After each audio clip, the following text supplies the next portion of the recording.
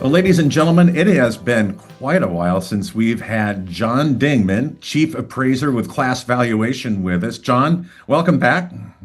Thanks for having me, Shannon. I hope you are well. Doing great, and it was nice to see you at the normal annual meeting in Minneapolis, where we kind of brushed up against a question which we're going to address today, and that is the new UAD 3.6 form. And that sounds, am I describing a car part or a serial number? It sounds very technical, but I think it's important for us to address because it may have some substantial impacts on reverse mortgage lending. But can you kind of summarize what are the biggest shifts that UAD 3.6, in other words, what in the heck is UAD, and how does that bring changes to the appraisal business? So UAD is Uniform Appraisal Dataset, and we went through one significant change back in 2011 with the iterations of reporting, for example, condition and quality, right? So we use ratings for those two features. Same with things like view and location. It was a means of standardizing the reporting data rather than have appraisers report average, 28 different ways. We're reporting it one way.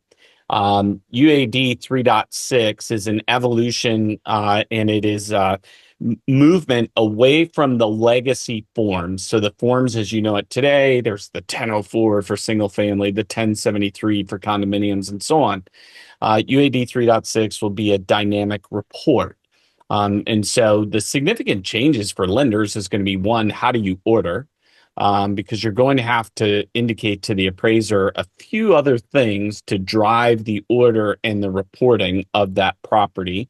So property type, ownership rights, level of inspection. That won't change too much for HECMs and the FHA side. But nonetheless, this has been an effort that we refer to as appraisal modernization, outlined by FHFA and the GSEs, along with their other partners like FHA and USDA and VA, have been looking at revamping the reports that haven't changed, by the way, Shannon, since 2005, right? And so looking at revamping those, modernizing the process, if you will. And they've been doing this since 17, 18, around that time. Mhm. And until last year, there were no deadlines, and they finally put them in place. And then there was questions about whether or not FHA, USDA, and VA would actually adopt UAD 3.6. Yeah. And lo and behold, we get an announcement from FHA this past September that they, in fact, will be using those reports. And I think that's important. And I think it's related to the fact that none of the agencies, if you will, want appraisers working in different environments. Like, let's get them all working in the same place. So the biggest shift, though, is really going to be in how the properties are presented in an appraisal report. There are going to be some things that you're not going to see, and in other areas where you're going to see some concentration, if you will, from the appraiser. So what do I mean by that really quickly? If, for example, there is no accessory dwelling unit, well, you're not going to see anything related to an accessory dwelling unit, right? So think of it this way. The report will expand depending on your selections.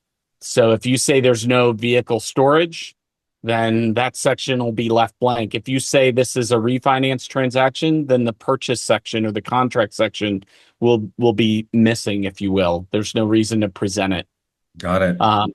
And then when the appraiser does select purchase, then the contract section will expand and allow the appraiser to comment and provide their analysis right there. And even better, it helps the underwriter. So the underwriter or for that matter, any other reader of the report, rather than reading through the report and skipping from, say, the comparable page to the comparable photos, or the appraiser made some remark about a repair item, but then I'm looking for the photos somewhere else and I'm looking for the condition in another place. All of these things will be in one place. So if I identify that there are a potential easement or encroachment for the property, it's going to prompt me to take a photo of that and include it right there in the section. If I'm going to say there's deferred maintenance, it's going to ask me what kind of deferred maintenance, where is it at, and include a photo right there. So for the underwriter, it's going to be much, much easier to read through the report rather than hunting for comments and photos to align with commentary in the report itself.